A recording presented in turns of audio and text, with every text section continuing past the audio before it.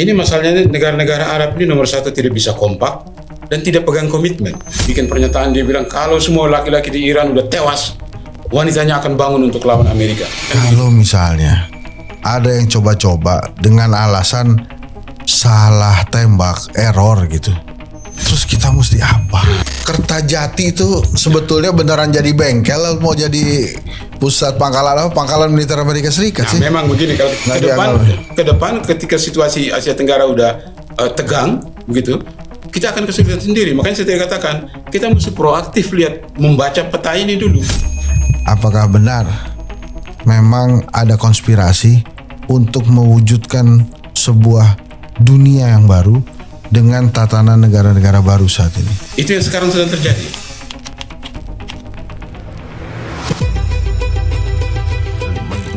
Beberapa jam yang lalu angka itu lahir dari ada seorang mirip, saya nggak usah sebutkan namanya, itu Soekarno itu dia TNI kan. Misalnya kalau kita mau pindah ke taman ya cuma dapat sebetulnya. Kalau sekarang kayak kalau ke Jogja, jadi tinggal pilih. Orangnya makin tertutup, makin mudah. makanya bersujudlah di kaki ibumu.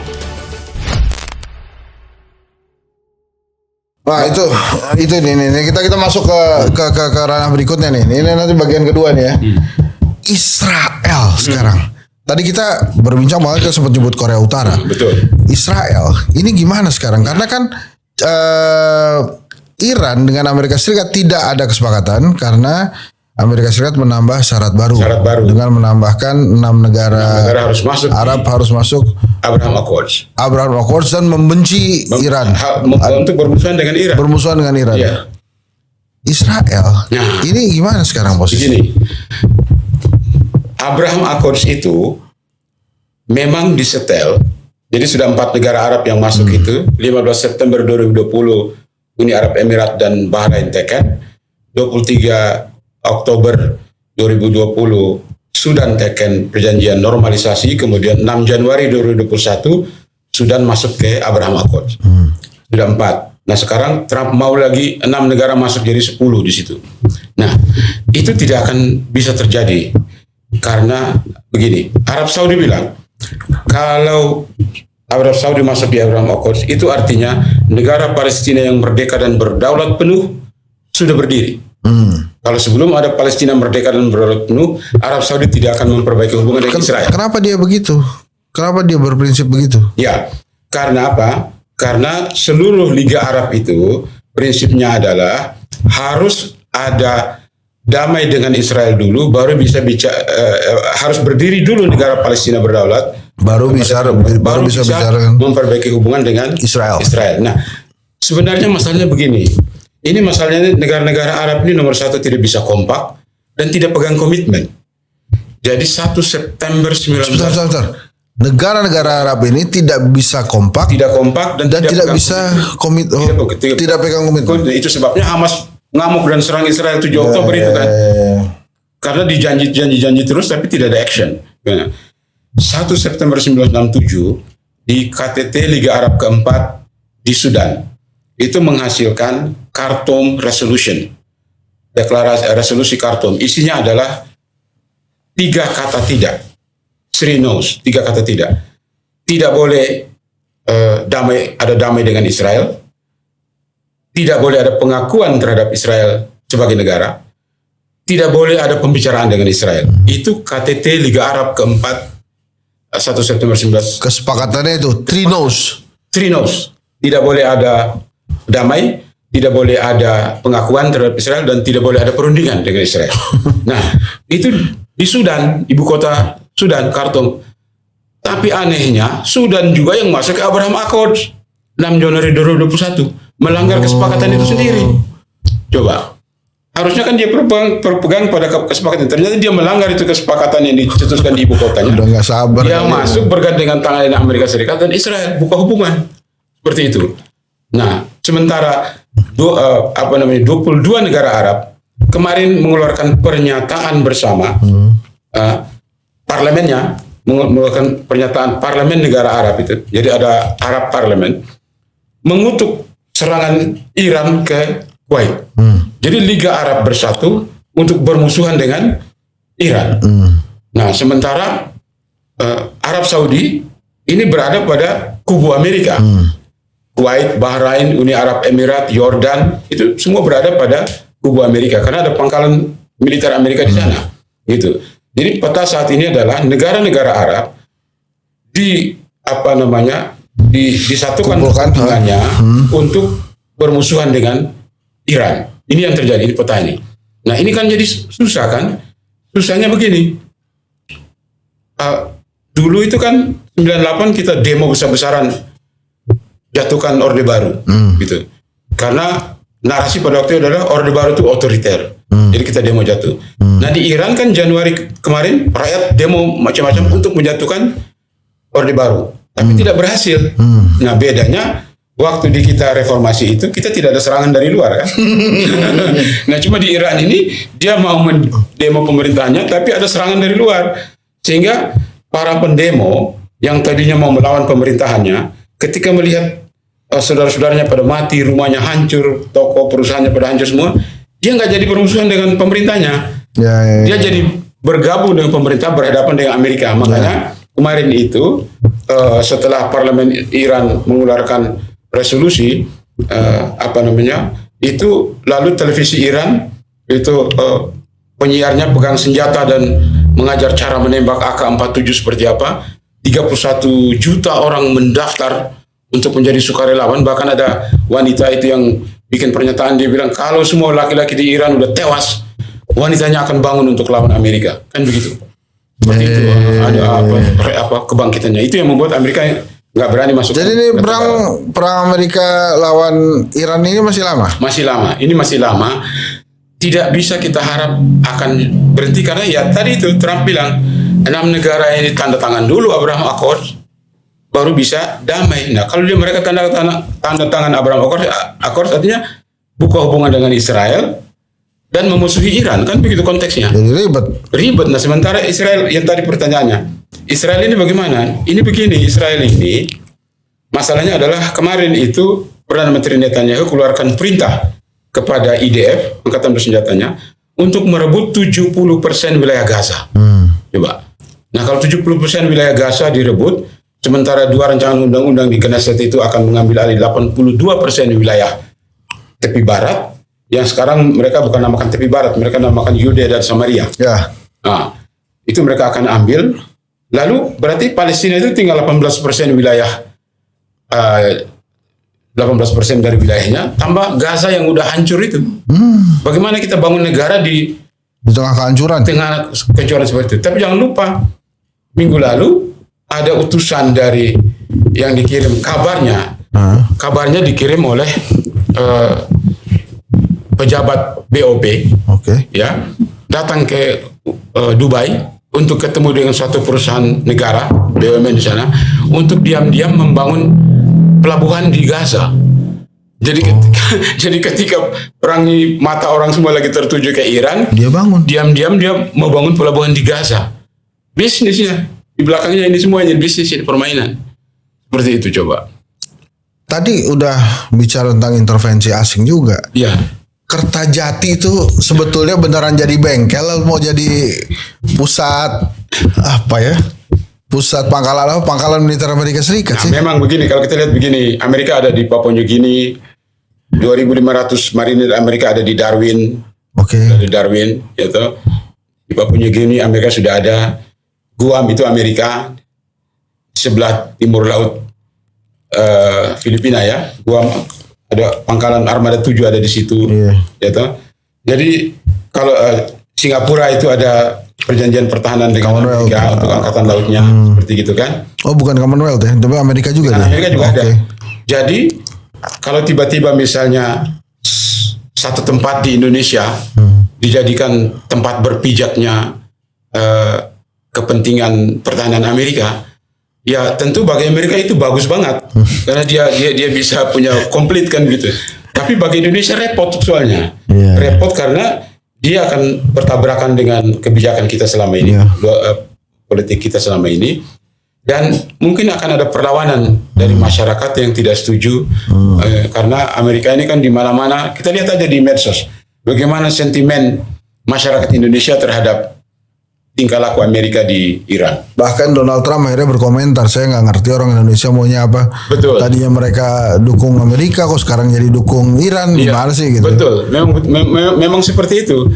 Dan betul bahwa Presiden Donald Trump tidak mengerti kita. Dan kita lebih tidak mengerti dia lagi. kita lebih tidak mengerti dia, karena dalam satu hari dia bisa ngomong berubah 2-3 kali kan, kita tidak mengerti gitu. Jadi memang ini presiden yang unik, berada di satu masa di mana Amerika punya presiden. Tapi pertanyaannya begini, apakah Iran ini dengan Amerika bisa damai selama Trump jadi presiden? Jawaban saya mungkin tidak. Mungkin kalau setelah kalau bukan Trump jadi presiden, mungkin lain kebijakannya. Nah, tetapi kalau penggantinya nanti di pemilu berikutnya itu tetap adalah Republik, tetap tetap seperti dia, aduh, panjang akan urusan. kelanjutan dari situ. Nah, balik Prof. Jadi menurut Bang Pitan, Kertajati itu akan jadi pangkalan militer Amerika Serikat atau beneran cuma bengkel? Saya harap tidak akan jadi pangkalan militer Amerika, karena itu akan tidak sesuai dengan posisi politik luar negeri kita selama ini. Kan itu artinya berarti kita sudah memihak kan. Tapi kalau kemudian akhirnya sudah ditetapkan itu jadi bengkel Hercules, terus dengan alasan kita mau kirim spare part pakai F-16 gitu atau F-14, kita juga nggak bisa ngusir. Ya, jadi memang kalau Amerika sudah masuk, sudah ada maunya, itu nggak bisa ditahan soalnya. Di mana-mana begitu dia. Kalau sudah ada maunya nggak bisa ditahan. Jangankan itu, presiden Venezuela aja bisa diculik. Iya. Seperti itu kan dari kamar tidurnya gitu. Iya. Jadi sebenarnya yang harus kita lihat adalah kalau ada perjanjian dengan negara lain, kita harus pastikan bahwa lebih banyak manfaatnya daripada mudaratnya. Harus itu. Nah, hal yang sama berlaku untuk Kertajati. Harus bisa kita perhitungkan, harus ada lebih banyak manfaatnya daripada mudaratnya. Jangan sampai lebih banyak mudaratnya mendatangkan masalah besar bagi kita di kemudian hari. Itu bisa merugikan kita sendiri. Nah, ini saya kira pemerintah perlu kasih penjelasan yang jernih. Kalau tidak, orang bisa interpretasi macam-macam. Ya, itu makanya menjadi sangat penting pada saat kita bicara hubungan luar negeri. Sebelumnya kita bicara presiden ke Prancis. Terus kemudian tadi sempat off air teman-teman, saya ngobrol dengan Prof Pitan bagaimana sebuah drone bisa bisa diluncurkan cepat, menghancurkan titik-titik tempur perjuangan. Nah, saya kembali lagi Indonesia. Walaupun saya pernah tanya di episode sebelumnya dan Prof menjawabnya dengan elegan sekali, siapa yang mau serang kita? Tapi kan boleh ya, saya agak khawatir gitu. Kalau misalnya ada yang coba-coba dengan alasan salah tembak, error gitu, terus kita mesti apa? Nah, begini, kita mesti ambil pelajaran dari perang Iran. Oke. Yang jadi masalah utama dalam perang Iran adalah pengayaan nuklir Iran, pengayaan uranium Iran. Kan Amerika yang memulainya. Amerika yang memulainya, sekarang jadi bumerang bagi dia, takut sendiri. Artinya negara yang tadinya bersahabat baik itu tiba-tiba bisa jadi bermusuhan habis-habisan seperti gini. Nah, sekarang kan kita bersahabat dengan semua negara baik, tapi tidak ada jaminan bahwa di masa depan hubungan kita dengan semua negara ini akan tetap baik-baik saja. Nggak ada jaminan. Kenapa? Karena kepentingan dalam negeri masing-masing negara itu kan terus berkembang, penduduk makin banyak, pangan makin berkurang, dan macam-macam kan, kebutuhan energi makin kritis seperti gitu. Jadi ke depan itu negara yang sekarang berbaik dengan kita bisa jadi menjadi musuh kita. Hati-hati kita. Jadi jangan sampai kita terlalu obral kita punya politik luar negeri, jangan terlalu obral kita punya politik ekonomi dan bisnis yang belakangan hari kita baru sadar ternyata ini semua mendatangkan lebih banyak mudarat daripada manfaat bagi kita. Ini yang harus kita hati-hati nih. Kita harus hati-hati. Karena kalau kita tidak hati-hati dan kita mengobral semuanya pada negara-negara yang saat ini senyum-senyum dengan kita, kita anggap dia selama-lamanya akan berbaik. Tiba-tiba kalau dia berubah gimana? Dan tidak ada jaminan bahwa kita bisa terus selamanya berbaik kan. Kita tidak ada punya perjanjian pertahanan, perjanjian dengan negara manapun yang masa berlakunya itu selama-lamanya. Kan tidak ada. Orang bisa berubah.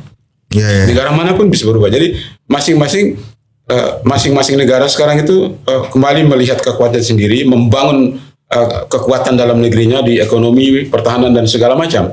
Ini sekarang sudah terjadi.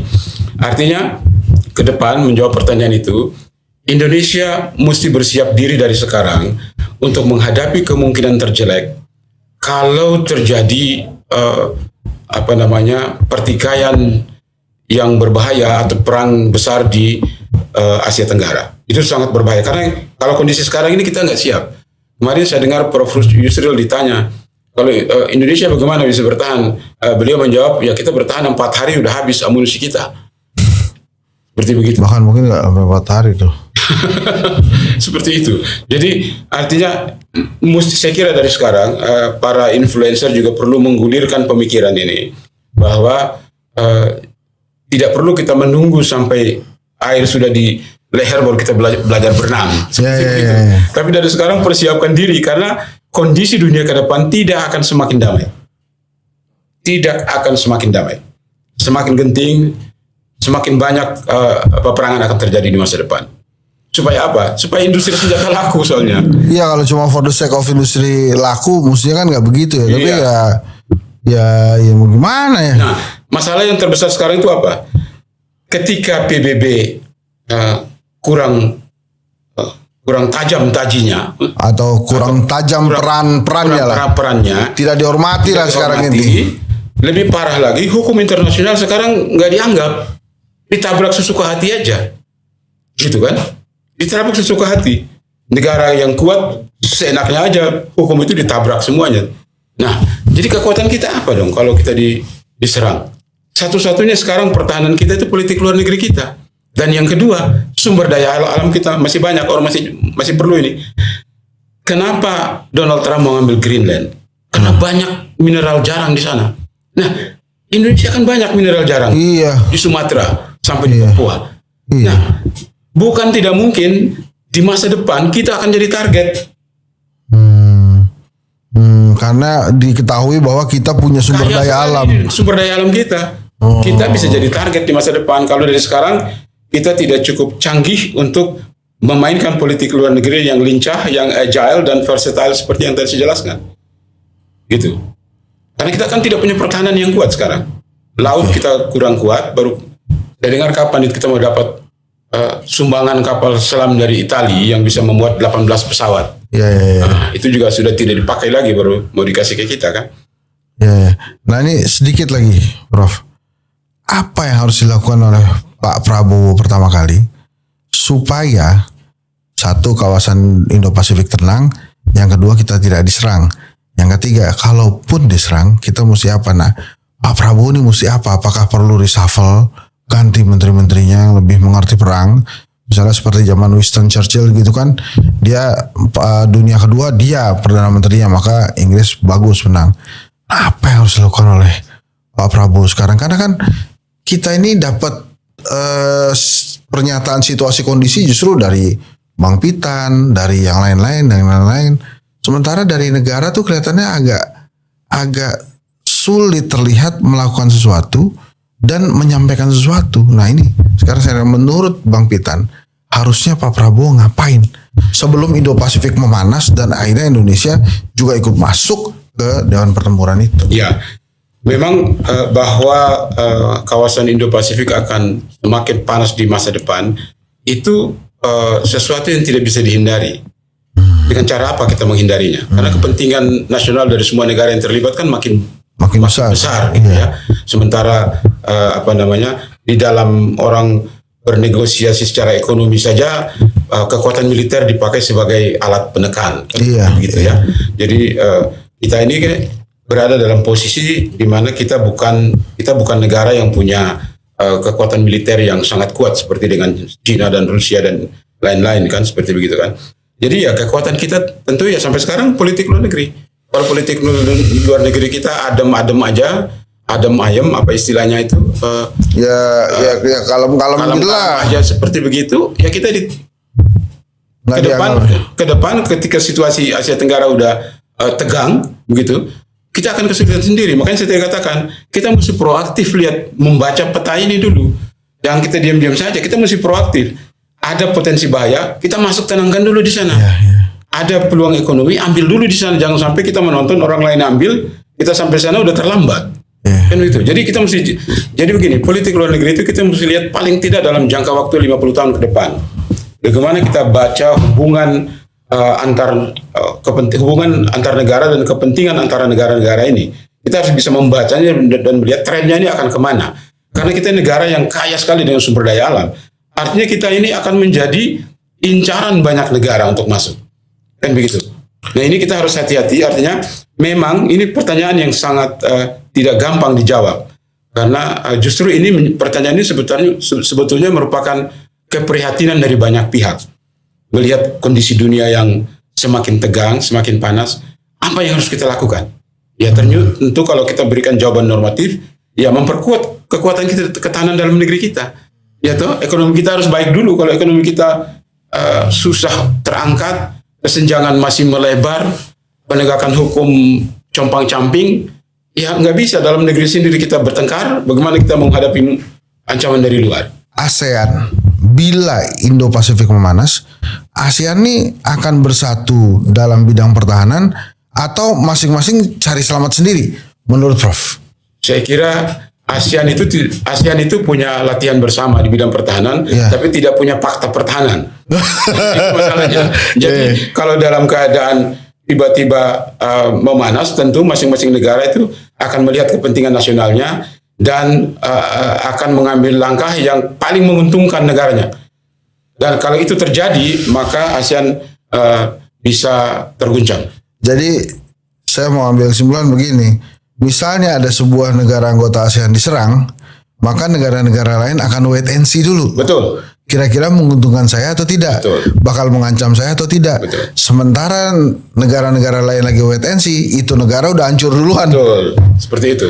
Itu yang terjadi. Nah, karena kan karang singa ya itu nggak selesai kan diperebutkan Indonesia, Cina, Singapura kan nggak kelar-kelar. Padahal itu cuma satu kepulauan aja.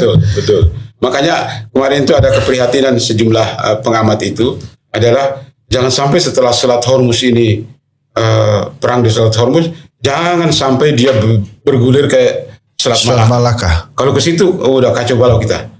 Nah mudah-mudahan tidak. Nah, caranya bagaimana supaya tidak? Ya kita harus berbaik dengan semua negara yang punya kepentingan untuk bikin kacau kan.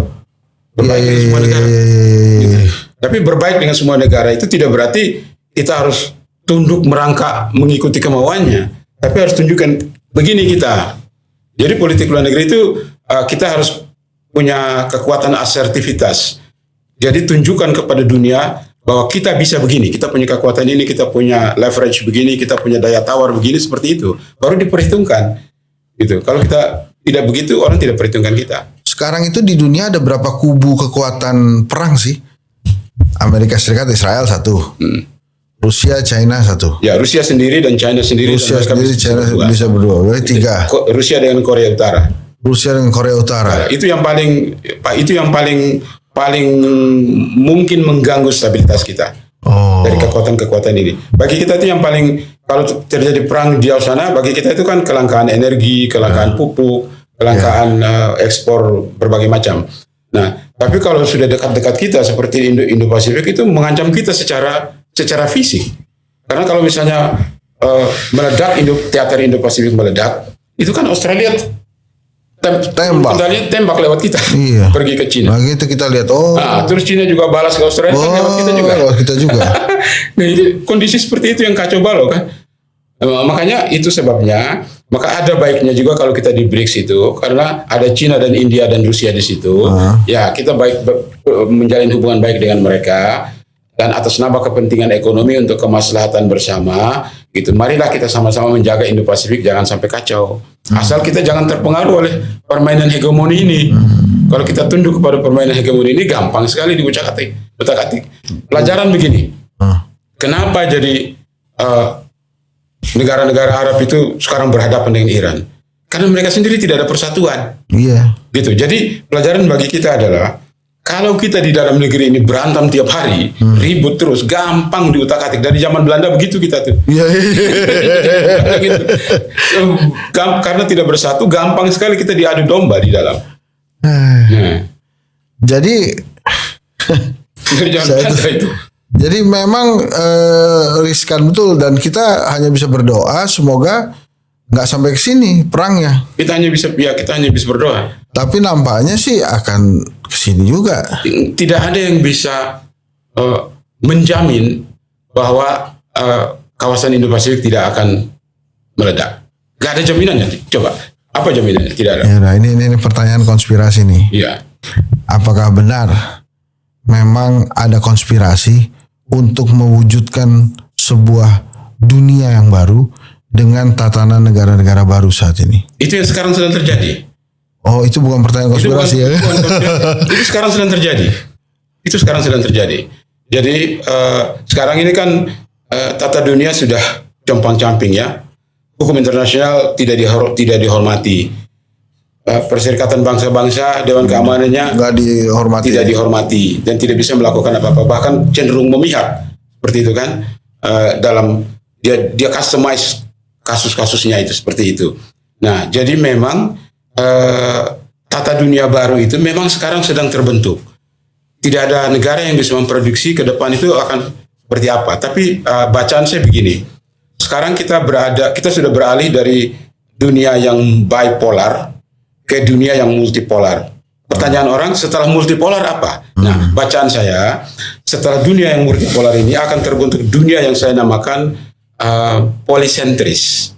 Polisentris itu artinya di berbagai region itu akan terbentuk kekuatan-kekuatan ekonomi dan kekuatan pertahanan, dan semuanya itu akan kuat sehingga kekuatan mereka itu akan membentuk satu keseimbangan baru. Jadi tidak akan ada satu negara yang lebih tinggi dari negara lain seperti gitu. Karena sekarang kan Amerika kan dalam posisi, kalau dalam kita melihat peta sejarah dunia itu kan Amerika kan sekarang dalam posisi turun gunung. Dia sudah sampai di puncaknya turun gunung. Cina semakin naik, kan gitu. India semakin naik, itu Indonesia juga semakin naik gitu. Cuma kita naik cuma karena mereka negara-negara besar itu melihat kita ini sumber daya alam sangat banyak, orang-orang terpelajar makin banyak. Ini bahaya ini. Jangan-jangan Indonesia jadi kuat sekali. Makanya kita diganggu terus dengan segala macam permainan itu. Diganggu terus karena mereka nggak mau kita jadi kuat. Dan begitu. Nah, itu berarti kita perlu persatuan. Kalau dalam negeri jangan berantem terus gitu. Kalau kita berantem terus urusan ABCD yang habisin waktu dan energi begitu, ya diketawain sama orang luar ini gampang diadu ini. Kan dulu Belanda begitu, sekarang nggak hilang-hilang itu tabiat kita ini. Nah itu. Makanya teman-teman, kalau Pak Prabowo presiden kita mengatakan, hai antek-antek asing, jangan diketawain, karena itu memang jangan-jangan betul tuh.